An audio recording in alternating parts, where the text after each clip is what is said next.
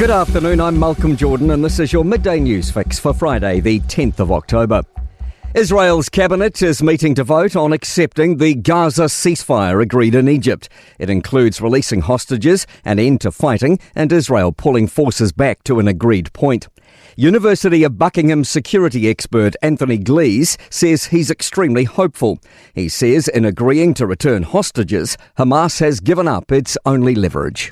That is a big thing because it means that Hamas realise that as far as Gaza is concerned and the Gazan war, this is over for them. It is the end. A 29-year-old Sandringham man's pleaded not guilty to smashing a window in Winston Peters' Auckland home and asked for a jury trial. The man's appeared today in the Auckland District Court charged with burglary.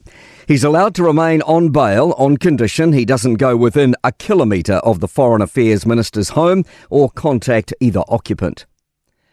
Auckland funeral director and reality TV star Fiona Tanya Bakulich has had her prison sentence reduced to home detention on appeal. She's been in prison since April for defrauding mourning families of about $18,000. Jordan Dunn has more. At the time of her offending, Bakulich was working for Tipene Funerals and featured in TV show The Casketeers. Justice David Johnstone's decision to reduce her sentence has been released publicly this morning. He called her earlier 2-year, 3-month sentence manifestly excessive. An editorial is pushing for Kiwis suffering severe mental disorders to get more care. Consultant psychiatrist Matthew Tennant writes in the New Zealand Medical Journal, demand for specialist treatment hasn't reduced, despite millions being invested in integrated primary services since 2019. He claims the two services are too disconnected and people with more severe illnesses neglected in favour of those with moderate conditions. Politically, it might seem like prioritising the bigger group is the right way to go. I actually think most New Zealanders see through that, and I think that the government needs to reflect that.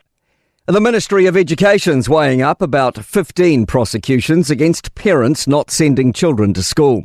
Associate Education Minister David Seymour announced the tougher stance on attendance in May. Jamie Cunningham has more. Parents face fines of up to $300 for a first offence. Those who continue to keep their children out of school could be fined up to $3,000.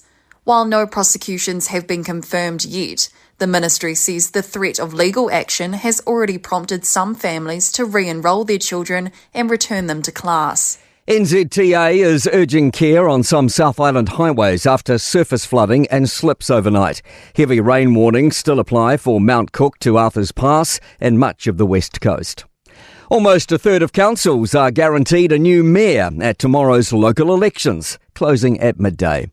To sport, the All Whites have lost 1-0 away to Poland in their football friendly.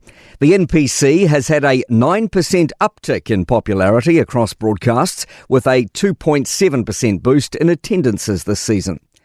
South Africa have chased 252 with 3 wickets and 7 balls to spare to beat India at the Women's 50-over Cricket World Cup.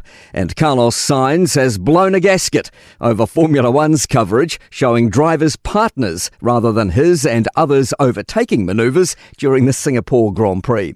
I'm Malcolm Jordan. That's your latest news fix. We'll be back with the next update at 5 p.m. from the Newstalk ZB newsroom.